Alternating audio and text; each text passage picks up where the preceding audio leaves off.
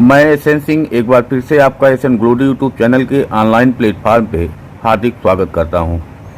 DElEd second semester mathematics की तैयारी के क्रम में आज हम चर्चा करेंगे 2019 में आए हुए जो प्रश्न पत्र हैं उस पे। उसी प्रश्न पत्र को आज हम सॉल्व कराने का प्रयास करेंगे। आप लोग पूरा वीडियो देखिए, जिससे आपको ये पता चलेगा कि किस प्रकार के प्रश्न हमारे परीक्षा में पूछे जाते हैं और उनको सॉल्व करने का तरीका क्या होता है। तो आइए सॉल्व करते हैं 2019 में पूछे गए प्रश्न पत्र को। सबसे पहला प्रश्न जो है पूछा गया है कि परिमेय संख्या -24/45 के समतुल्य संख्या है। तो -24/45 को अगर हम काटें तो 3 से अगर काटते हैं तो 3 अट्ठे 24 होता है, और 3 से 45 को काटेंगे तो 3 एकन्नम 3 और 3 पचे 15, यानी -8/15 अगर कहीं आपको मिलता है तो वह आपका ऑप्शन सही होगा। तो ऑप्शन नंबर 3 जो है वह -8/15 है। तो ऑप्शन हमारा सही होगा -8/15। उसके बाद दूसरे क्वेश्चन को देखेंगे। कह रहा है कि x/4 धन 10 बराबर -4 में x का मान। तो x/4 धन 10 बराबर -4 ये आपका है। तो 4 में जब 10 का गुणा करेंगे तो 10 चौके 40, तो ये हो जाएगा x धन 40 बराबर -4। और जब या आप इस तरीके से इसको सॉल्व कर सकते हैं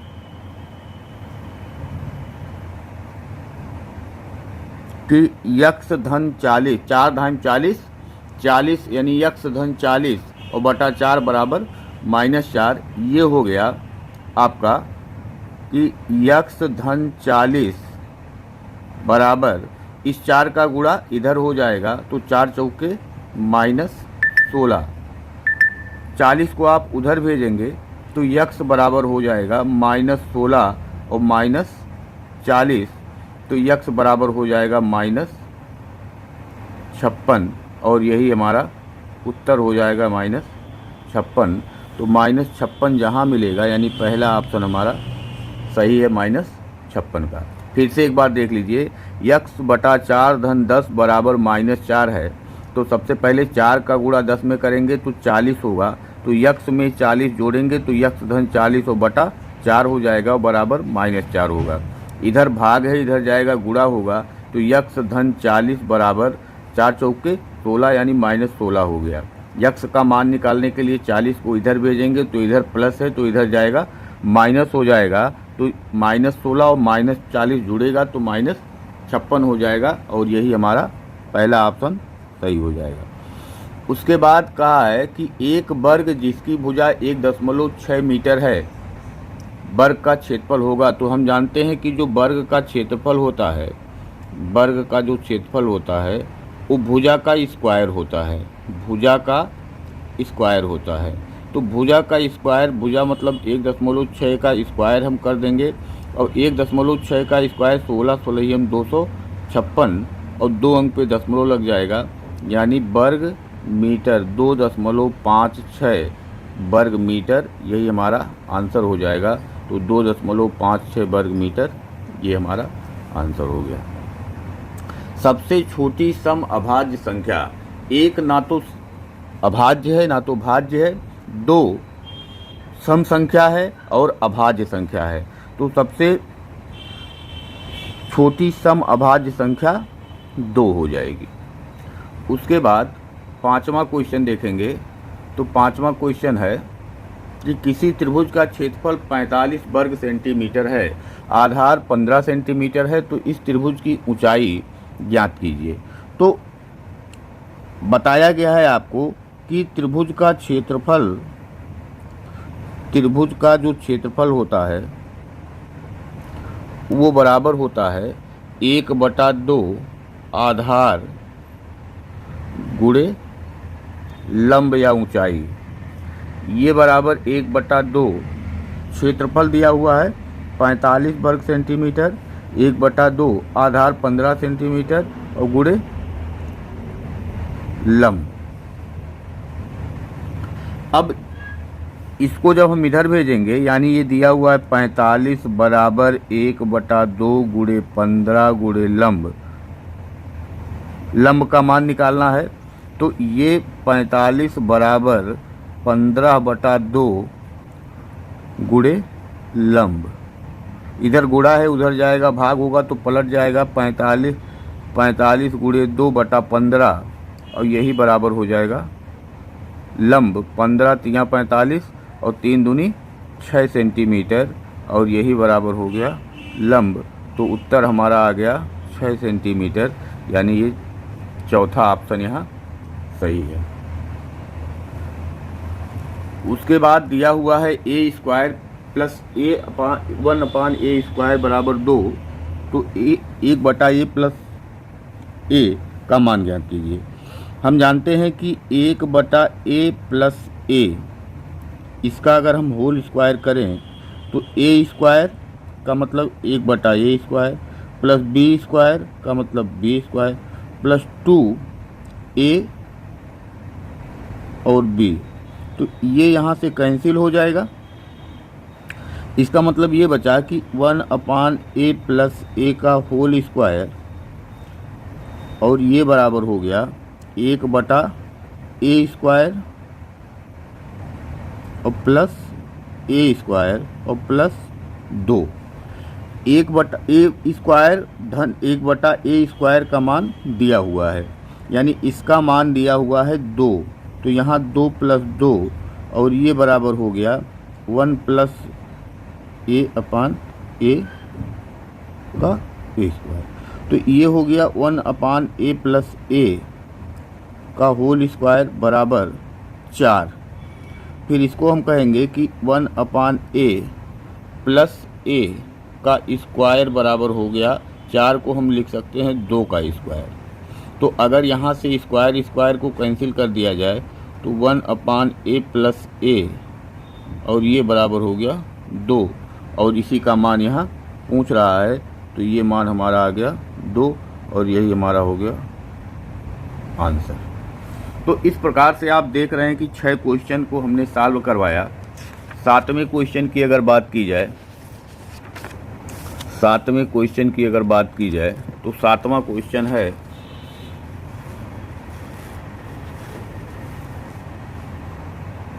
कि -4/9 का गुणात्मक प्रतिलोम बताइए। -4/9 का गुणात्मक प्रतिलोम पूछ रहा है। गुणात्मक प्रतिलोम का मतलब होता है कि कितने का यहाँ गुणा किया जाए कि यह जो है इसका मान 1 हो जाए। तो हमने कहा कि यक्स का गुणा कर दें अगर यहाँ तो यह 1 हो जाएगा। ठीक, अब यक्स का मान निकालने के लिए हमको इसको क्या करना होगा, इधर भेजना होगा। तो जब हम यक्स का मान निकालेंगे तो 1 इधर गुणा है उधर जाएगा, भाग होगा। तो भाग में क्या होगा, चिन्ह भाग में क्या होगा, ये पलट जाएगा।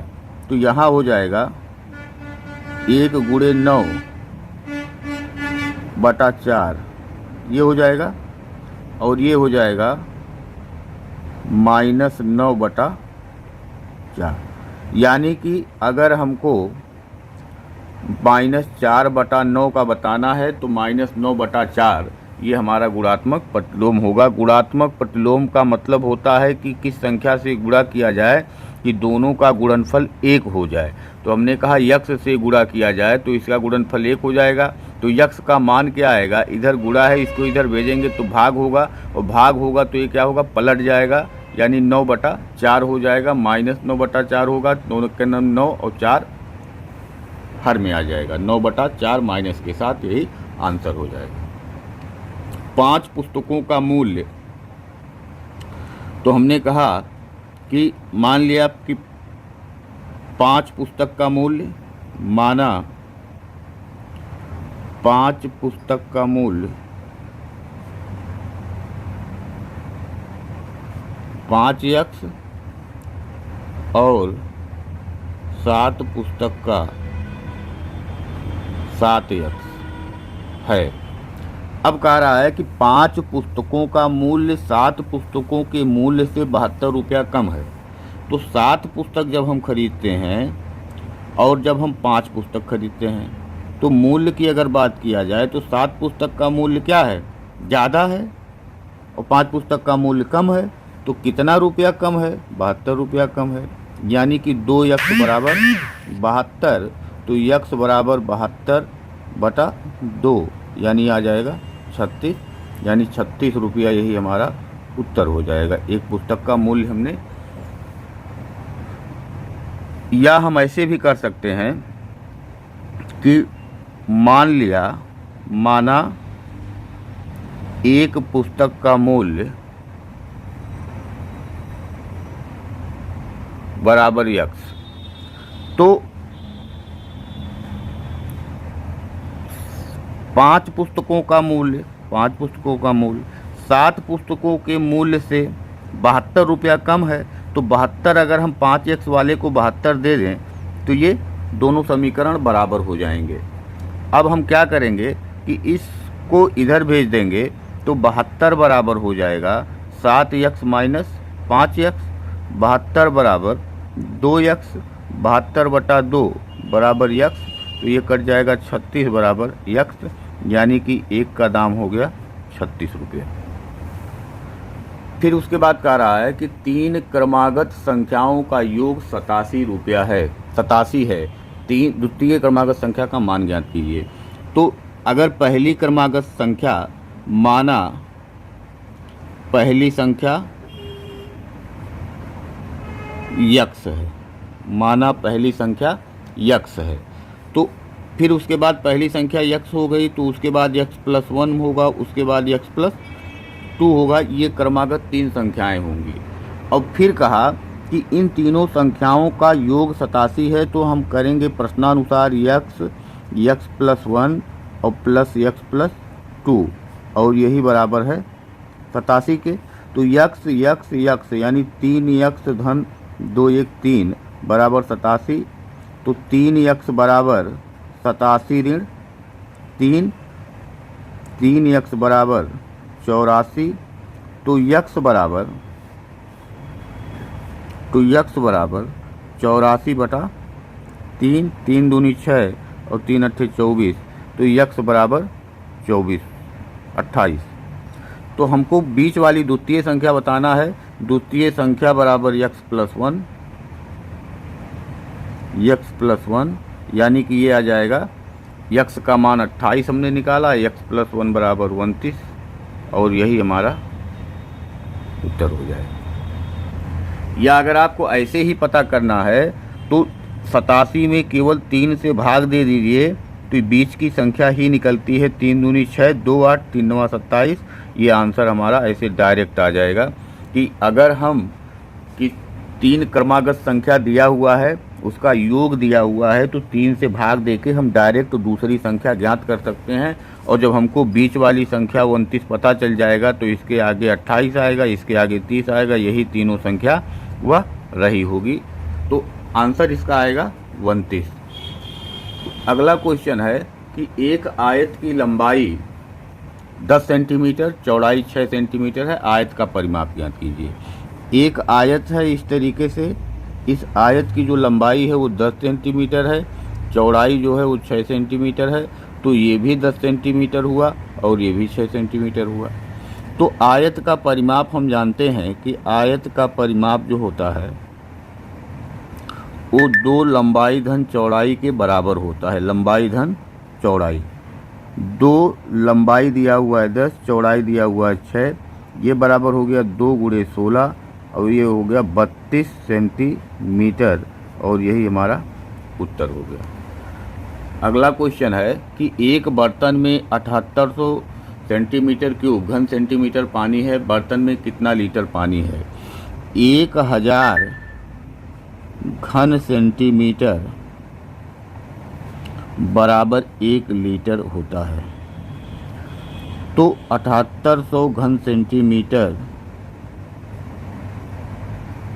बराबर 7800 × 1 और बटा 1000, ये यहाँ से कट जाएगा और 10 से भाग देंगे तो ये आ जाएगा 7.8 लीटर, और यही हमारा क्या होगा, यही उत्तर हो जाएगा। तो इस प्रकार से ये 11 प्रश्न हो गए। 12वां प्रश्न देखिए। 12वां प्रश्न कह रहा है कि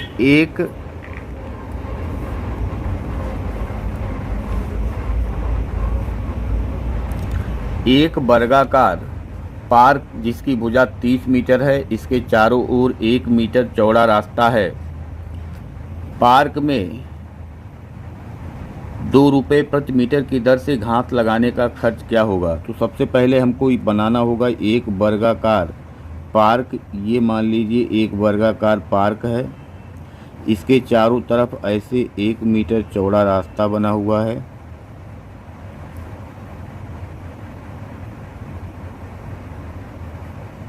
ये ठीक। अब मान लीजिए कि ये 30 मीटर का पार्क था, 30 मीटर का ये पार्क था। 1 मीटर यहाँ से निकल गया, 1 मीटर यहाँ से निकल गया, तो ये बचा 28 मीटर। यानी कि जो पार्क का अब लंबाई चौड़ाई या भुजा बचा वो 28 मीटर बचा, क्योंकि 1-1 मीटर चारों तरफ से ऐसे ये निकल जाएगा, तो 28 मीटर शेष बचेगा। अब कह रहा है कि पार्क में 2 रुपये प्रति मीटर की दर से घास लगाने का खर्च। तो शेष जो पार्क बचा, शेष पार्क की भुजा जो बची वो 28 मीटर बची, 28 मीटर बची। तो शेष पार्क का क्षेत्रफल, शेष वर्गाकार पार्क का क्षेत्रफल निकाल लीजिए। 28 का स्क्वायर हो जाएगा, भुजा का स्क्वायर 28 का स्क्वायर हो जाएगा। 28 का स्क्वायर निकाल लीजिए, तो 28 गुणे 28, 8 अट्ठाईस 64, 8 दूनी 16 और 6 22, 2 अट्ठी 16 और 2 दूनी 4 1 5, 4 6 2 8 और 5 2 784 वर्ग मीटर। ये आ गया इसका क्षेत्रफल। पूछ रहा है कि घास लगाने का खर्च 2 रुपया है, तो ये 784 और गुणे 2, ये हो जाएगा 2 चौके 8 और 2 अट्ठी 16 और 2 सत्ते 14, 1568 रुपया। यही हमारा क्या होगा, उत्तर हो जाएगा। यानी कि एक था पार्क वर्गाकार 30 मीटर का, 1-1 मीटर चौड़ा रास्ता निकलेगा, तो उसका जो बचेगा शेष वो 28 मीटर भुजा बचेगी, और 28 मीटर भुजा का जो क्षेत्रफल आएगा वो 784 वर्ग मीटर आएगा। और 784 वर्ग मीटर में अगर 2 का गुणा करेंगे तो 1568 रुपया उस पर खर्चा आएगा घास लगाने का। अगला है a प्लस बी बराबर 12, a माइनस बी बराबर 2, तो a square minus B square का मान पूछ रहा है। a square minus B square बराबर होता है a प्लस बी और a माइनस बी।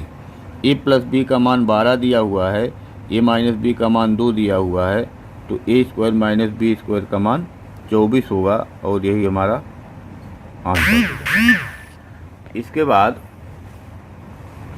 दिया हुआ है कि एक ग्राम पंचायत, एक न्याय पंचायत में 3x प्लस 2 ग्राम सभाएं हैं। यदि प्रत्येक ग्राम सभा में x square plus 3x plus 6 मतदाता हैं, यदि x बराबर 2 हो तो कुल मतदाताओं की संख्या ज्ञात कीजिए। तो हम गुणा कर देंगे 3x प्लस 2 का गुणा कर देंगे x square plus 3x plus 6 में। तो गुणा करेंगे तो एक बार 3x का गुणा होगा x square plus 3x plus 6 में, और एक बार गुणा होगा प्लस 2 का x square plus 3x plus 6 में। तो गुणा जब करेंगे हम तो ये हो जाएगा 3x का गुणा होगा तो 3x cube plus 3 Trika 9x square plus 3 छक 18x plus 2x square plus 6x और प्लस 12। तो इसको हमने एक जगह किया 9x³ plus 9x² plus 2x² plus 18x plus 6x और प्लस 12, 3x³ प्लस 9 और 2 11x² प्लस 18 और 6 24x और प्लस 12, ये आ गया इसका मान। अब इसी में हम x बराबर 2 रख दें तो 3x³ plus 11x² plus 24x और प्लस 12, तो 3 गुणे 2 का क्यूब धन 11 गुणे 2 का स्क्वायर धन 24 गुणे 2 और धन 12, तो ये हो गया 3 गुणे 8 धन 11 गुणे 4 धन 24 गुणे 2 धन 12, तो 3 अट्ठी 24, 11 चौके 44, 24 दूनी 48 और धन 12, 2 8 10, 10 4 14, 14 4 18 के 8 हासिल 1, 1 1 2, 2 4 6, 6 4 10 और 2 12, 128 मतदाता वहाँ हैं, यही उत्तर हो जाएगा। इसके बाद यदि AB बराबर 5 और A माइनस B बराबर 4 तो A³ प्लस B³ का मान ज्ञात कीजिए। AB दिया हुआ है, A माइनस B दिया हुआ है, तो हम जानते हैं कि A³ और प्लस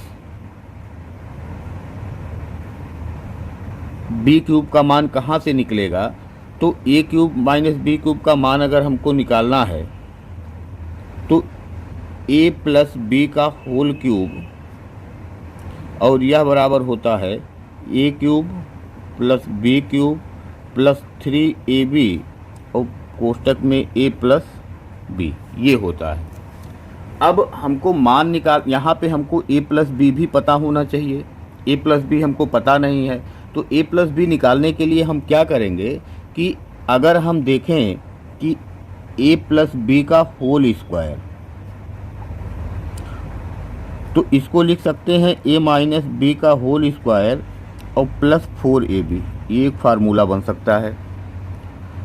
कैसे बन सकता है इसको हम यहाँ बगल में समझाने का प्रयास आपको कर रहे हैं कि जब A प्लस B का होल स्क्वायर करेंगे तो ये हो जाएगा A² plus B² plus 2AB, हमने लिखा A माइनस B का स्क्वायर, तो A माइनस B का square A² plus B² minus 2AB और हमने प्लस 4AB यहाँ जोड़ दिया प्लस 4AB। अब माइनस 2AB और प्लस 4AB में से माइनस 2AB घट जाएगा तो 2AB बचेगा, तो ये भी A² plus B² plus 2AB और ये बराबर A² प्लस B² और यहाँ जब घटेगा तो प्लस 2AB, यानी ये दोनों बराबर हो गए, तो यहाँ ये हम लिख सकते हैं। अब अगर इसका हमको वर्गमूल करना हो तो वर्गमूल A प्लस B करेंगे और इधर का ये अंडर रूट लग जाएगा A माइनस B का होल स्क्वायर प्लस 4AB। अब ये बराबर हो जाएगा A माइनस B का मान हमको दिया हुआ है 4 का स्क्वायर और धन 4 गुणे AB का मान 5 दिया हुआ है, तो ये बराबर हो जाएगा 4 चौके 16 और धन 4 पचे 20, यानी इसका मान हो गया 36 और इसका मान हो गया 6, इसका मान हो गया 6। तो अब हमको निकालना है A प्लस B, हमारा निकल गया। अब अगर हम इसी फार्मूले पे ले जा करके इसको रखें कि A प्लस B का होल क्यूब बराबर A³ plus B³ plus 3AB और प्लस A प्लस B, अगर इसी पे रखें तो A प्लस B हमको निकल गया 6 का क्यूब बराबर, इसका मान हमको निकालना है A³ प्लस B³ का प्लस 3 गुणे 5 हो गया और धन A प्लस B का मान गुणे A प्लस B का मान 6 हो गया, तो 6 पचे 30 3 90 हो गया, यानी 6 चौक 36 छक्का 216 बराबर A³ और प्लस बी क्यूब और प्लस 90। इस 90 को इधर भेज देंगे तो 216 माइनस 90 बराबर ए क्यूब प्लस बी क्यूब, यानी 216 में से 90 घटाएंगे तो 126 बराबर ए क्यूब और प्लस बी क्यूब। यही हमारा आंसर हो जाएगा।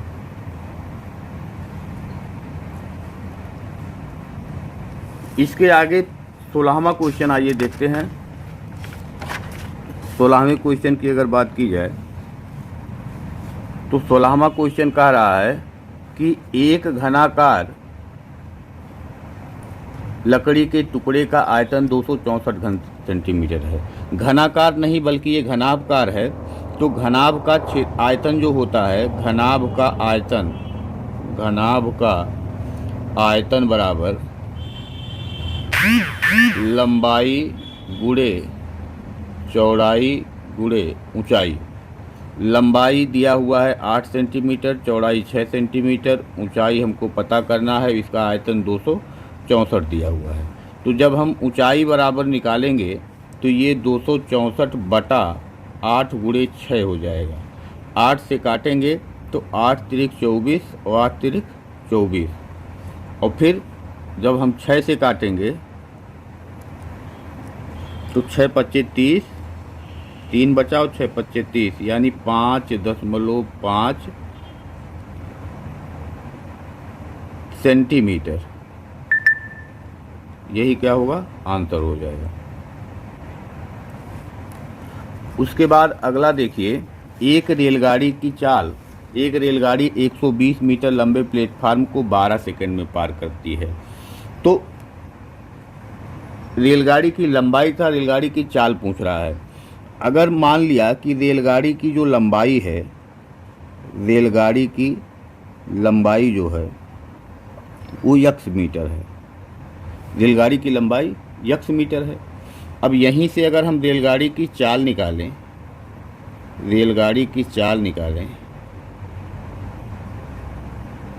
तो कह रहा है खंभे को पार करने में तो अपनी जो दूरी होगी उसी के बराबर वह चलेगी।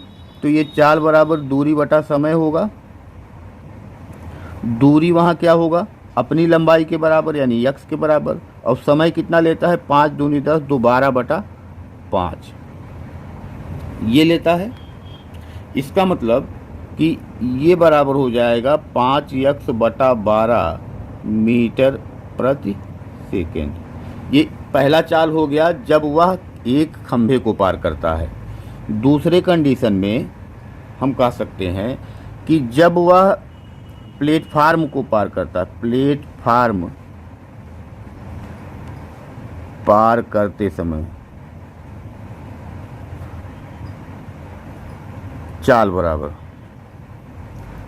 तो यहाँ भी दूरी, तो दूरी का मतलब पहले तो अपनी लंबाई के बराबर और प्लस 120 मीटर प्लेटफार्म के बराबर और बटा कई सेकंड में, 12 सेकंड में। तो x प्लस 120 बटा 12 हो जाएगा। अब ये भी चाल है, ये भी चाल है, तो दोनों चाल को हम बराबर, ये चाल कब है, जब प्लेटफार्म को पार करता है, ये चाल कब है, जब खंभे को पार करता है। तो दोनों चाल को हम बराबर कर सकते हैं।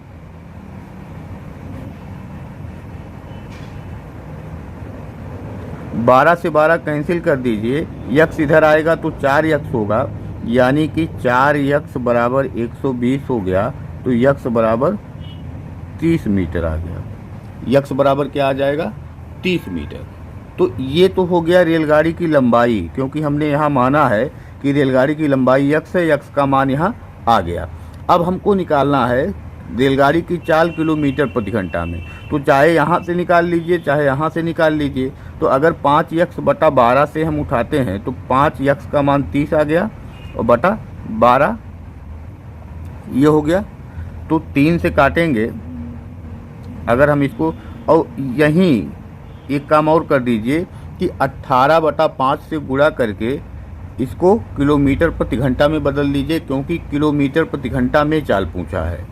तो अब इसको अगर हम काटें तो 5 से काटेंगे 5 को, 6 दूनी 12, 6 तिरिक 18, 2 से काटेंगे 15 और 15 तिया 45 किलोमीटर प्रति घंटा, यही हमारा क्या हो गया, चाल हो गया। तो यक्स यानी कि ये रेलगाड़ी की लंबाई आ गई, रेलगाड़ी की लंबाई, और ये रेलगाड़ी की चाल 45 किलोमीटर प्रति घंटा।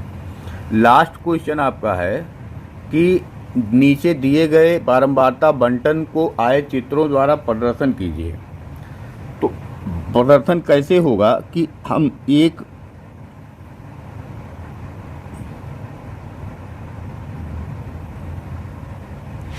रफली हम बना के आपको समझा दे रहे हैं कि इस टाइप से ये बनेगा। तो इसमें जो है ये 0, फिर ये 10, फिर ये 20, फिर ये 30, फिर ये 40, फिर ये 50, फिर ये 60, फिर ये 70, इस टाइप से आगे बढ़ेगा। और यहाँ जो बढ़ेगा ये 2-2 पे बढ़ाइए, 0 के बाद 2, 2 के बाद 4, 4 के बाद 6, 6 के बाद 8, 8 के बाद 10, 10 के बाद 12, 12 के बाद 14, 14 के बाद 16, 16 के बाद 18, 18 के बाद 20, इस टाइप से ये ऊपर चला जाएगा। अब यहाँ पे 0 से 10 2 दिया हुआ है, तो 0 से 10 का मतलब ये 2 हो गया, ये आपका 2 हो गया। तो 0 से 10 क्या रिप्रेजेंट करने लगा, 2 रिप्रेजेंट करने लगा। 10 से 20 8 है, तो इसको 8 तक आगे बढ़ाइए, यहाँ तक इसको आगे बढ़ाइए और इसको यहाँ से आगे बढ़ाइए और इसको यहाँ मिला दीजिए। तो 10 से 20 जो है वो 8 रिप्रेजेंट कर रहा है। 20 से 30 15 रिप्रेजेंट कर रहा है। 15 का मतलब यहाँ आएगा बीचों बीच, तो इसको आप ये कर दीजिए और यहाँ से आप इसको इस टाइप से मिला दीजिए। ये हो गया। 30 से 40 20 रिप्रेजेंट करता है, तो यहाँ इसको 20 तक ले आइए और इसको फिर से यहाँ मिला दीजिए, 20 हो गया। 40 से 50 16 को रिप्रेजेंट करता है, 16 यहाँ है, तो 16 का मतलब यहाँ 16 है, 16 से इसको मिला दीजिए, ये 16 हो गया। 50 से 60 6, तो 6 यहाँ है, 6 यहाँ से इसको मिला दीजिए। तो ये आपका आयत चित्र तैयार हो गया इस तरीके से। तो यही आपका 2019 में जो क्वेश्चन पेपर आया था उसको सॉल्व हमने पूरा कराने का प्रयास किया। आपको ये वीडियो कैसा लगा कमेंट बॉक्स में इसको ज़रूर मेंशन करिएगा। धन्यवाद।